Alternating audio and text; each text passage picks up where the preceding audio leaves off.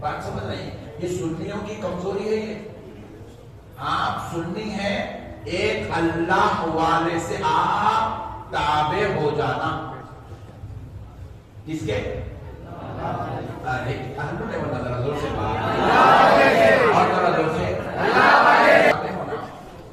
اس کی تابع داری میں آنا، اس کی غلامی میں آنا، اس کا ہاتھ پکڑنا. یوم ندعو کل اناس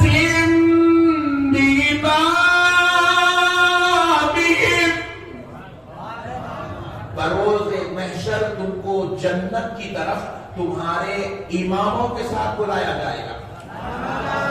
امام بولے تو مسجد کے امام صاحب، مسجد کے امام صاحب، مسجد کے امام صاحب چینج ہوتے رہتے. تو تم کو نہیں کہ وہ امام صاحب کے ساتھ جاؤں گا، یہ امام کے ساتھ، امام صاحب ریٹ چھوڑ رہے میرے پیچھے نہ کو پڑھا. تو یا امام سے مراد مسجد کے امام صاحب نہیں ہے، امام سے مراد سلسلہ قادریہ کے امام غوث اعظم مراد ہے، سلسلہ چشتیہ کے امام غریب نواز مراد ہے، سلسلہ نقشبندیہ کے امام حضرت بہاؤالدین نقشبند مراد ہے، سلسلہ سہروردیہ کے امام حضرت سیدنا شہاب الدین عمر سہروردی مراد ہے. آپ ان کے ساتھ جنت میں نہیں ہیں. سمجھ رہے ہیں؟ پھپا خالو چچا مامو آتے نہیں آتے ہیں پر ٹینشن میں نہیں. تو اسی لیے ایک ایسا امام پکڑو جس کو رب جنت میں بھیجے وہ تنہا نہ جائے. غوث پاک کہے اللہ میں قادریوں کو لے کر جاؤں گا، جس غریب نواز کے اللہ میں چشتیوں کو لے کر جاؤں گا. سرکار بہاؤالدین نقشبند کہے اللہ میں تنہا نہیں جاؤں گا، نقشبندیوں کو لے کر جاؤں گا. حضرت شہاب الدین عمر سہروردی کہیں گے اے اللہ میں تنہا نہیں جاؤں گا، سارے سہروردیوں کو لے کر جاؤں گا. حضرت بندہ نواز فرمائیں گے اے اللہ میں تنہا نہیں جاؤں گا، بندہ نوازیوں کو لے کر جاؤں گا. سمجھ رہے ہیں؟ ایک کا دامن تھام لینا. ابلیس حضرت آدم کو پکڑ لے تو یہ سب ٹینشن ہوتا ہی نہیں. نالائق پکڑا نہیں، حضرت آدم سے فائٹ کر لیا. جو اللہ والوں سے فائٹ کرے گا وہ غارت ہو جائے گا. جو اللہ والوں سے جھگڑا کرے گا، لاکھ نماز پڑھ، لاکھ روزہ رکھ، لاکھ حج کر لے، لاکھ عبادت کر لے، آخرت برباد ہو جائے گی. اور ابلیس کوئی گٹکے کھانے والے کا نام نہیں ہے، ابلیس بیگم کو مارنے والے کا نام نہیں ہے، ابلیس زمینہ قبضہ کرنے والے کا نام نہیں ہے، ابلیس چوری کرنے والے کا نام نہیں ہے. ابلیس وہ تھا جو معلم الملائکہ فرشتوں کو پڑھاتا تھا. ابلیس جنت میں رب کی عبادت کرتا تھا. ابلیس اللہ کے عرش کو ٹیکا لے کے بیٹھتا تھا. اتنی بڑی منزل کا مالک تھا، مگر جب محبوب سے ناطا توڑ لیا، اللہ کے پیارے سے مخالفت کیا، اللہ کے دوست سے جھگڑا کیا، اللہ نے جس کو اپنا بنایا خدا کے اپنے کے ساتھ جب اس نے اختلاف کیا تو رب فرمانے لگا فخرج فإنک رجیم وإن علیک لعنتی الی یوم الدین. نکل جا ہمارے دربار سے، ہم نے تجھے مردود کر دیا، صبح قیامت تک تجھ پر ہماری لعنت. بات سمجھ میں آئی؟ اسی لیے اللہ والوں سے کبھی بھی دور نہیں بھاگنا. بھاگتے زور سے بولو، اللہ والوں کے قریب ہونا، بزرگوں سے تعلق رکھنا، بزرگوں سے محبت کرنا، بزرگوں کی بارگاہوں میں آنا، فاتحہ پڑھنا، دھونا پیش کرنا. یہ پکوڑے بولتے رہتے ہیں، یہ ہولوں کو کام دھام کچھ بھی نہیں ہے. ان لوگ نکل گئے مارکیٹ میں، اپن ان کے بات نہ سن کے اپنے آقاؤں سے رشتہ خراب کر سکتے؟ بڑی جڑ گئے رہنا، جڑ کے رہنا. یہ لوگ محشر میں کام میں آنے والے. ایک چھوٹا کامن سینس ہے، جھرے میں آسانی سے سمجھ میں آیا تھا. دیکھو اگر ان کی ضرورت نہیں تھی، بندہ نواز کی ضرورت نہیں ہے، غریب نواز کی ضرورت نہیں ہے، غوث اعظم کی ضرورت نہیں ہے، تو پھر اللہ پیدا کرا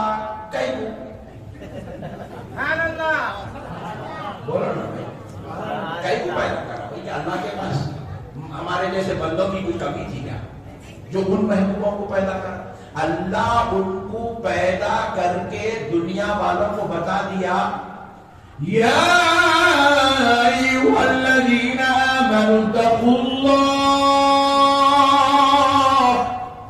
اتقوا اللہ وکونوا مع الصادقین.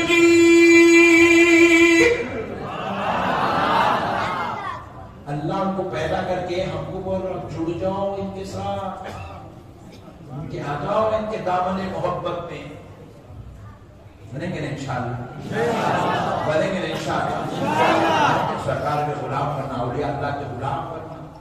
غلامی میں جو مزہ ہے نا وہ اکڑنے میں نہیں ہے. ہاں بازو بولے میں تیرے اوپر پیر صاحب نہیں ہے، بڑی گڈ. کوئی اللہ والے سے تیرا تعلق نہیں ہے، کسی مرشد کامل سے تیرا تعلق نہیں ہے، کسی بزرگ سے تیرا تعلق نہیں ہے. کئی کتا پڑھ کے پھر بارے پڑے تھے. پہلے کیا ہوتا تھا، رستوں پہ نکلتے تھے، آٹو والا کٹ مار کے جاتا ہے تو بچ گئے، گرے نہیں نیچے. اماں بتا بولا اماں کیا بھیانک کٹ مارا، آٹو والا بچ گیا، اماں گرا نہیں. بولے تو اماں بولتے تھے کس کی دعا آڑے آئی تھی بیٹے، بولتے تھے نہیں. تو مطلب دعائیں آڑے آتی، دعائیں آڑی آتی. تو کوئی ایسا اللہ کا ولی تو ہونا جو دعا دینے والا ہو، کوئی ایسا پیارا ہمارے سر پہ ہاتھ رکھنے والا بھی تو ہو. تو جب ہم ان سے جڑ جاتے ہیں تو وہاں تک پہنچ جاتے ہیں. جڑیں گے نا انشاءاللہ، اللہ والوں سے تعلق رکھیں گے نا. کم سے کم 8 دن میں ایک مرتبہ، نہیں ہوا تو کم سے کم 15 دن میں ایک مرتبہ کسی ولی اللہ کی بارگاہ میں پہنچنا، وہاں پہنچ کے ایک 500 بار درود پڑھنا. اور جا کے ہمارے سنیاں بھی بڑے ڈینجر رہتے، بہت خطرناک رہتے سنیاں. درگاہ میں جاتے، درگاہ الفاتحہ، اور کیا کام کر رہا ہے وہ، فاتحہ چل رہی ہے، کیا کام کر رہا ہے. وہ ممبئی کا سیٹ کر رہا ہے کس پہ؟ نہیں تو ہم کو دیکھتا رہا فاتحہ، ہم کو دیکھتا بندر میں کتنے پیسے دار. یہ فاتحہ کرنی سنیں. اللہ کے ولی کی بارگاہ میں گئے تو ایسے کھڑنا کہ تم ولی کو دیکھ رہے ہو، ولی تم کو دیکھ رہا ہے. یہ ہے زیارت کے آداب، اللہ کے ولی کو دیکھنا. اور پھر ہمارے سنیاں کو ڈینجر بھی ہے. ذرا بیانہ کرے درگاہوں کو جاؤ بولے تو کیا کرتے، جاتے جاتے نہیں جاتے جاتے چھرے کے مارکیٹ میں سے ایک 30 روپے کا خفل خرید لے کے جاتا. 30 روپے کا خفل نہیں دیکھ جانا، لال لاڑا خرید لیتا، خرید لے گیا. خفل نہیں ملے یار، ارے منت کرنا ہے میں بھوک خیر نہیں. ابے حولے ہے درگاہ کو خفلا نہیں ڈالنا، وہاں ہے تو خفلا کو لانے کو جانا. سمجھے نا، درگاہ خفلا لانے کی جگہ نہیں ہے، خفلا کو لانے کی جگہ ہے. ایک چاہے پہ اگر لال لاڑا لے گئے، ہمارے عورتوں کو اور ختم نہ کرتے، ہر ایک چھڑیاں لے جائے بندے تھے درگاہ. پلانا چاہے سمجھ میں نہیں آ رہا، مجاور بھی پریشان ہے، سجادے صاحب بھی پریشان ہے، یہ چوڑیاں محبوب لائی گئی. تو درگاہ کو کوئی تو چوڑی نہیں لے جانا، سمجھ رہے نا. درگاہ کو چوڑی نہیں لے جانا، خفل نہیں لے جانا، ناڑے نہیں لے جانا. اور یہ ہمارے چھرے کے لوگوں کو میں دیکھا زیراکس پیپر لے کے آتے درگاہ، زیراکس پیپر لے کے آتے. میں دیکھا یہ زیراکس پیپر لے کے آئے تو پاسپورٹ کی کاپی ہے، سمجھا رہی ہے امیگریشن آفس ہے. ہمارے چلر درگاہ ہمارے مسلموں کے. ارے بھائی تو درگاہ کو جا، دیوانے خفل لے کے مت جا، چوڑیاں لے کے مت جا، زیراکس پیپر ناڑے نہ لے کے مت جا. درگاہ کو جانا ہے تو دل میں سچی عقیدت لے کر، اللہ کے ولیوں سے سچی محبت لے کر جا. ولی یہ نہیں دیکھتا تو کیا لے کر آ رہا ہے، ولی یہ دیکھتا ہے تو کیسی نیت لے کر آ رہا ہے. تو کیسی نیت لے کر آ رہے ہو، نیت اچھی رکھو میرے بھائی. اللہ کے ولیوں کی بارگاہوں میں جاؤ تو سچی عقیدت لے کر جاؤ. حضرت دیتے کی نہیں دیتے کی، سنتے کی نہیں سنتے کی، ہے کی نہیں ہے کی، یہ تمہاری عقیدت ہے. ایسی عقیدت رکھو گے تو فیض نہیں ملے گا. اس یقین کے جاؤ خدا کی قسم میرے غریب نواز مجھے دیکھتے بھی ہیں, میری بپتا سنتے بھی ہیں, اور اپنے رب کو سنا کر میری فریاد پوری کراتے بھی ہیں. پھر آپ اس چوکھٹ سے جاؤ گے نا, وہ چوکھٹ سے نکلنے سے پہلے آپ کی فریاد پوری ہو جائے. ولیوں پہ کامل یقین ٹھوس عقیدہ ہونا چاہیے. عقیدہ ہمارا ایمان کیا ہے بھائی؟ ایمان دلدل کا نام نہیں ہے, یقین کامل کا نام ایمان ہے. یقین کامل کا نام ایمان. تو اب آئیے, اب آپ کا تعلق ماشاءاللہ اللہ سے, میں اس لیے پہلے یہ بول دیا کیونکہ بعض لوگوں کا ہے دیکھیں گے بھائی نقشبندی صاحب آئے گا تو کیا آ گئے, تو نے دیکھ لیا تو چلے جاتا. تو اس نے بولا گیا تو گیا, یہ میٹر تو بھی لینے کے جا رہا ہوں, پہلے یہ بول دیا. جو لاسٹ میں بولنا تھا وہ پہلے بول دیا. اب چلتے ہیں غوث پاک کی بارگاہ. مگر پہلے وعدہ کرو 11ویں کریں گے, ولیوں کی فاتحہ کریں گے, ولیوں سے محبت کریں گے, ولیوں کے ساتھ اچھا تعلق اور رشتہ رکھیں گے. چچا, ماموں, خالو, پھوپھا, نانا, دادا کوئی بھی ان کے خلاف بولے بات ان کی نہیں سنیں گے. سنیں گے نہیں سنیں گے. کیوں؟ چچا خبر میں نہیں آتے, پھوپھا خبر میں نہیں آتے, جو آتے نہیں ان کی سننا نہیں, اپنی آخرت خراب. اس لیے پیارے دوستو اب چلتے ہیں غوث پاک کی بات. سبحان اللہ, کیا شان ہے میرے غوث پاک کی. غلام بنو غوث پاک, سچی عقیدت رکھو غوث پاک سے, چاہو جان سے زیادہ غوث پاک. غوث پاک سرکار خدا کی قسم آج بھی اپنے غلاموں کی مدد فرماتے ہیں. غوث پاک آج بھی غلاموں کی, ذرا زور سے بولو, زور سے بولو. ارے تم لوگ مسجد کے باہر ہی نہیں نکل رہے تو بازو والا کہاں سے سنی گا؟ دمکے کی چوٹ پہ بولو غوث پاک مدد. سبحان اللہ, سبحان اللہ. غوث پاک مدد کرتے میرے بھائی. سبحان اللہ. ہم لوگ تو روزانہ ایک جلوہ دیکھتے غوث پاک کا, ایک جلوہ دیکھتے غوث پاک کا. سبحان اللہ. اب جلوہ بولے تو ادھر ادھر میں کچھ کیا کیا دیکھتے نہیں, جو دیکھتے وہ دیکھ لیتے بس. سبحان اللہ. آپ بھی عقیدت محبت پکی رکھو, غوث پاک آپ کو بھی جلوہ دکھا دیں. آپ کو اٹھتے بیٹھتے چلتے پھرتے سمجھ میں آتے رہتا, ارے واہ یہ غوث پاک کی مدد ہے بھائی. سبحان اللہ, سبحان اللہ. تو اب آؤ پیارے بزرگ اور دوستو, کون ہے غوث پاک؟ سرکار مخدوم گنج بخش علیہ رحمت و رضوان ارشاد فرماتے ہیں اپنی کتاب شریف التواریخ میں, اور وہ کوڈ کرتے ہیں اس روایت کو جو انہوں نے فرمایا, وہ کوڈ کرتے ہیں سالک السالکین سے. فرماتے ہیں مخدوم گنج بخش رحمت اللہ علیہ کہ اگر ساری دنیا کے جھاڑ کے پتوں کو,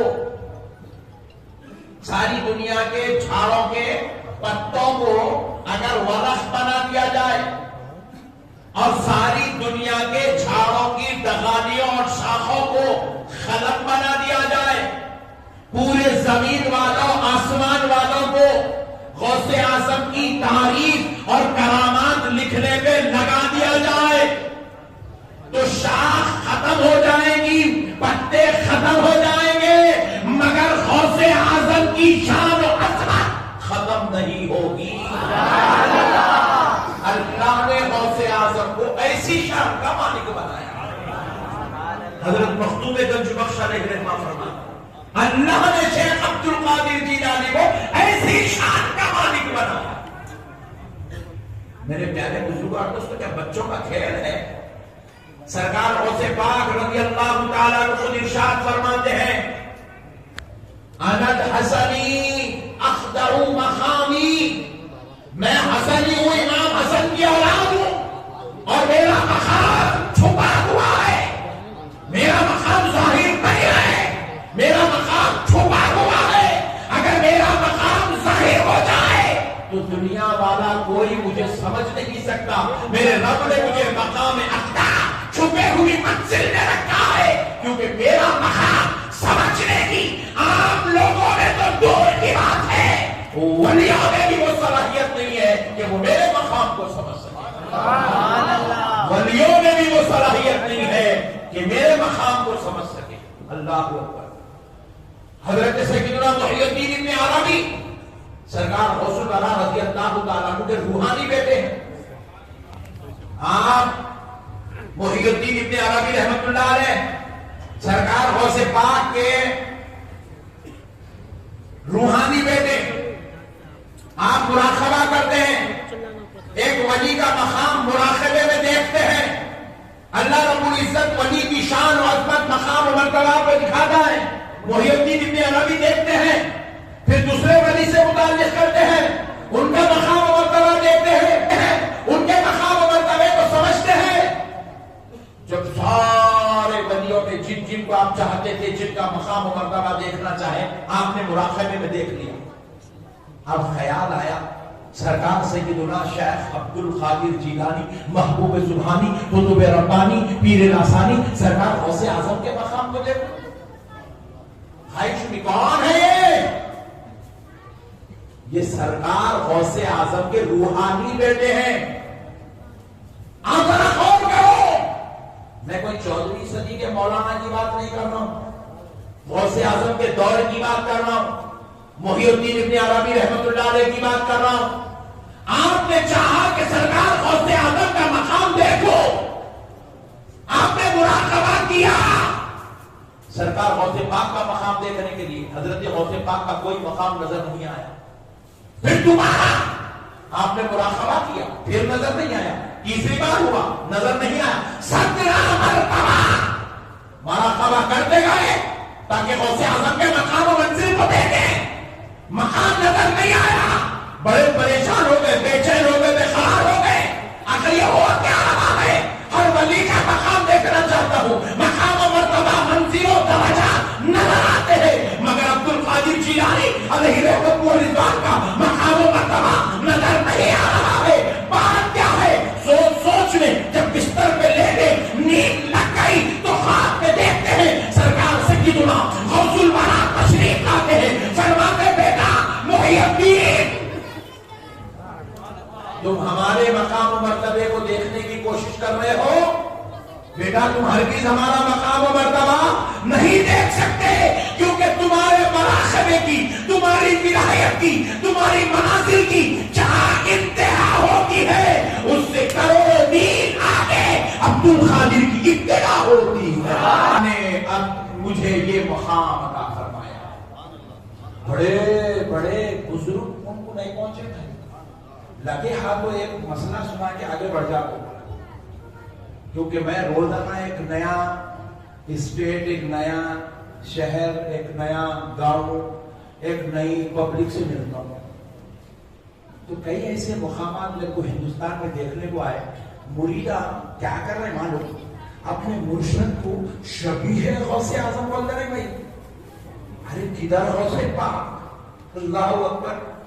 غوث بڑے بڑے بزرگاں کیا بولے, تجھ سے ڈر, در سے سگ, سگ سے ہے مجھے نسبت. بولے ان کے پیر صاحب نارینا, لیموا, گنڈے, فریدے, میرے پیر شبیہ غوث اعظم بول رہا ہوں.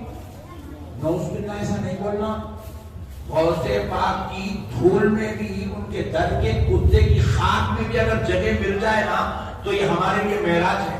ہاں نہیں بولنا میرے بھائی, ان کے در پہ بیٹھنے والے کتوں کی صف میں بھی شمار نہیں ہوتا. غوث پاک کسی معمولی آدمی کا نام نہیں ہے, کسی عام شخصیت کا نام نہیں ہے.